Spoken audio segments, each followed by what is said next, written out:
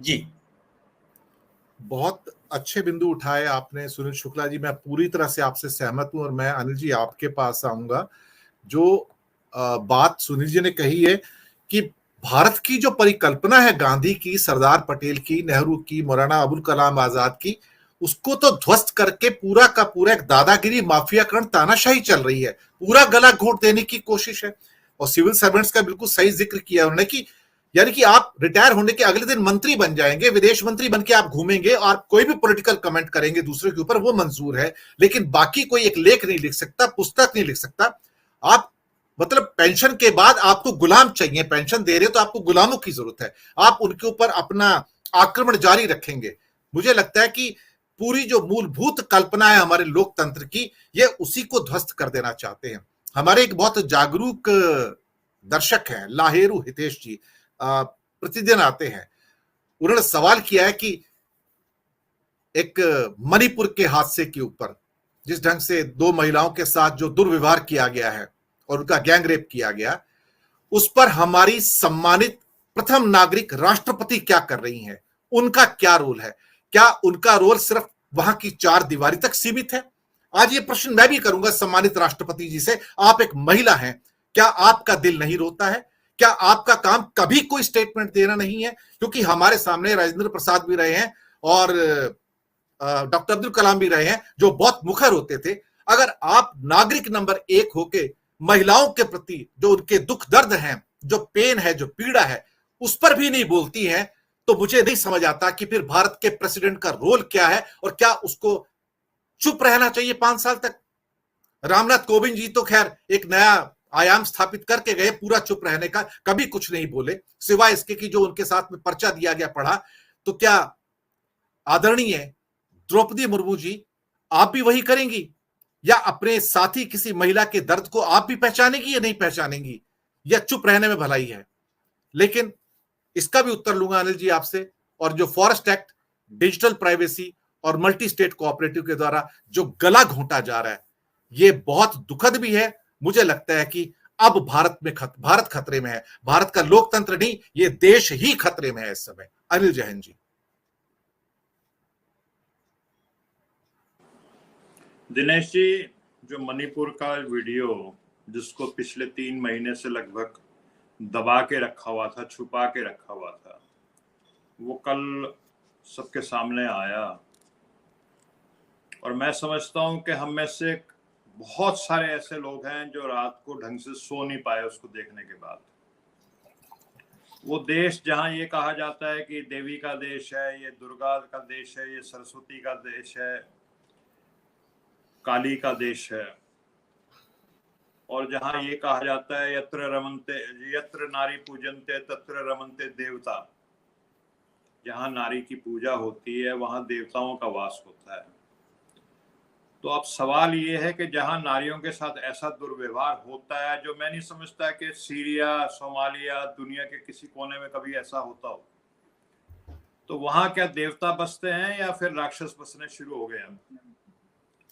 और चाणक्य से किसी ने कभी को पूछा था कि आपने चंद्रगुप्त को क्यों राजा बनाया, आप तो खुद बहुत बुद्धिमान हैं, आप खुद क्यों नहीं राजा बन गए? तो चाणक्य ने कहा था कि देखिए, जिस व्यक्ति का परिवार नहीं होता उसको जनता का और उनके परिवार का, उनके जो भी परिवार के सदस्य होते हैं घर में, बूढ़े माँ बाप, उनकी पत्नी, उनके बच्चे, भाई बहन, उनका दर्द समझना बड़ा मुश्किल होता है।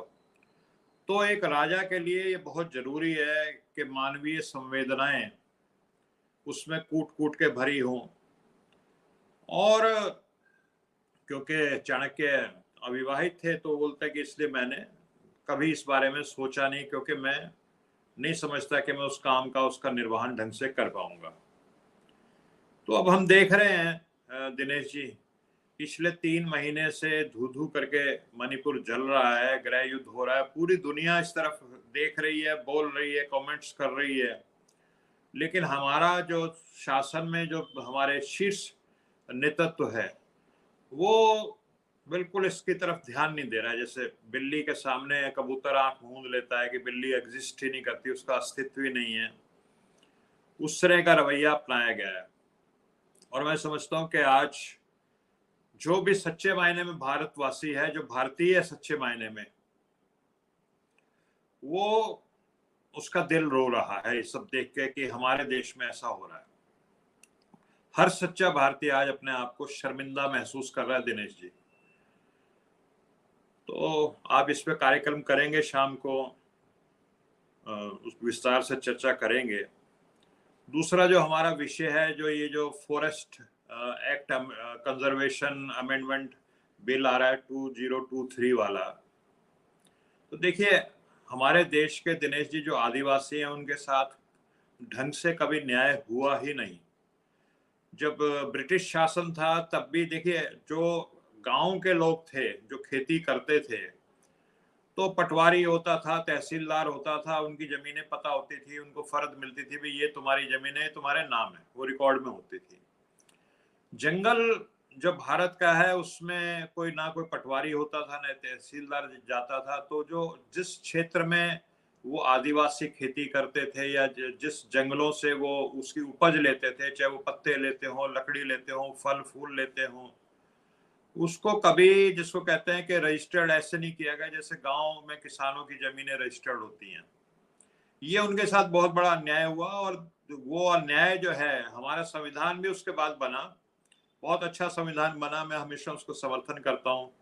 लेकिन कहीं ना कहीं अगर कोई कमी रहेगी ना संविधान की, तो मैं एक ही कमी देखता हूँ कि उसमें जो आदिवासियों को जो उनका अधिकार मिलना चाहिए था वो नहीं मिला दिनेश जी। उनको जो जिस जमीनों पे वो हजारों साल से खेती बाड़ी कर रहे हैं, जीवन यापन कर रहे हैं, वो उनके नाम नहीं, उनके पट्टे उनके नाम नहीं किए गए। तो ये बहुत बड़ी कमी रहेगी, और उसी वजह से हमारे देश में कहीं ना कहीं ये नक्सलवाद का जो हिंसक आंदोलन, जिसकी हम सब कड़ी निंदा करते हैं हमेशा, वो भी उपजा। तो जल जंगल जमीन, अब ये जो नया एक्ट आ रहा है, पहली बात तो ये है कि पूरी दुनिया, पूरा इस समय जो पर्यावरण को लेकर के बहुत संवेदनशील है कि जो ग्लोबल वार्मिंग हो रही है उससे बर्फ पिघल रही है, पोलर आइस जितनी भी है, नॉर्थ पोल साउथ पोल की, और समुद्र का लेवल लगातार बढ़ता जा रहा है, बारिश और मौसम जो है वो बिल्कुल पलटते जा रहे हैं। और दिनेश जी ये नए नए किस्म के वायरस पैदा हो रहे हैं इस ग्लोबल वार्मिंग की वजह से, जैसा हमने कोरोना देखा। इस तरह के तरह तरह के वायरस पैदा हो रहे हैं, वो इसलिए पैदा हो रहे हैं कि धरती का टेम्परेचर बदल रहा है, नए वायरसेस को, खतरनाक वायरसेस को ये जन्म दे रहा है, नई नई बीमारियां पैदा हो रही हैं। तो ये एक छोटा मुद्दा नहीं है, ये बहुत ही बड़ा, जो जो जो जो धरती भगवान ने, प्रकृति ने हमें दी है, हम उसको बदल रहे हैं, हम भगवान के साथ छेड़छाड़ कर रहे हैं, प्रकृति को भगवान माना जाता है। तो एक तो आदिवासियों के साथ कि चंद पूंजीपति जो बहुत अमीर हैं, वो चाहते हैं कि दुनिया की, देश की सारी दौलत उनकी जेब में चली जाए, और वो लॉबिंग करके दिनेश जी इस तरह के वो बनवाते हैं कानून, ताकि वो जो जंगल की जमीन में जो खजाना भरा पड़ा है, जो खनिज पदार्थ हैं, उनको वो लूट सके। जंगल का एक तरह से बलात्कार करते हैं वो, और वहां के आदिवासियों को कुछ मिलता नहीं, जो वहां बरसों से, हजारों बरसों से रह रहे हैं। इस देश के 400 बड़े इकोलॉजिस्ट, बहुत नामी नाम है, मैं उनका अगर सूची पढ़ने लगूंगा तो बहुत समय लेगा, इसलिए मैं सबका नाम नहीं लूंगा। लेकिन 400 जो सबसे बड़े इकोलॉजिस्ट है, जो सबसे बड़े विद्वान है, उन्होंने एक पत्र लिखा है मंत्री जी को कि कृपया करके आप इस तरह से मत कीजिए। जो बॉर्डर के नाम पे, दिनेश जी, बॉर्डर के नाम पे कि 100 किलोमीटर तक का जो बॉर्डर से लगा हुआ इलाका है, उसमें मिलिट्री और ये नाम लेकर के हम वो बनाएं, तो उस पर कोई मतलब नहीं होना चाहिए।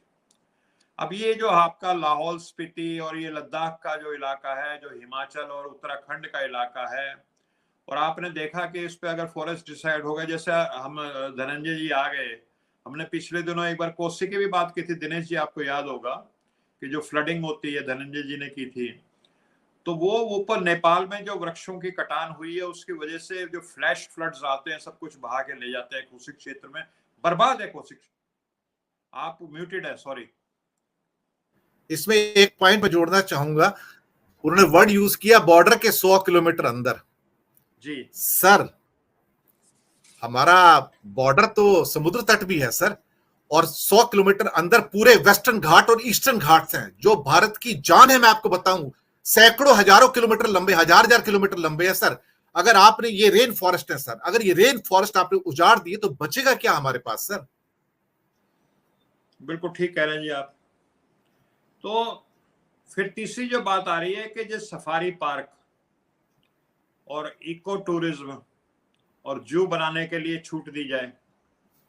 अब सफारी पार्क में भी, वो सफारी पार्क के बाद जंगल थोड़ी रह जाता दिनेश जी, आप सब जानते हैं। वो तो बर्बाद हो जाता है, वो तो एक पिकनिक स्पॉट बन जाता है जहाँ बच्चे आते हैं, मैकडोनाल्ड्स, KFC, अपना कोका कोला, पेप्सी और ये सारी चीजें होती हैं, और लोग मतलब तरह तरह के नशे भी करते हैं वहां पे।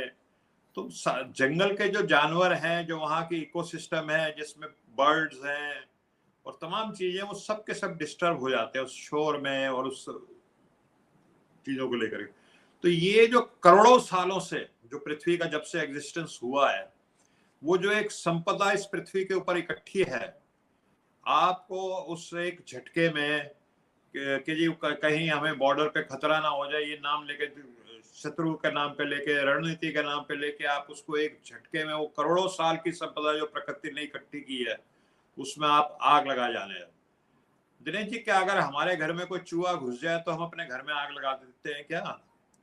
ये जो बात कर रहे हैं कि 100 किलोमीटर में हम जो जंगल का क्षेत्र है उसको साफ कर देंगे, जो मर्जी करेंगे, उसके साथ मनमानी करेंगे। तो ये जो कुछ भी हो रहा है उसमें दो बातें हैं कि एक तो इस देश के जो बड़े पूंजीपति हैं उनको लाभ पहुंचाना, इसके पीछे एक मंशा है, और जो सरकारें हैं आजकल उनकी कठपुतली बनी पड़ी हैं।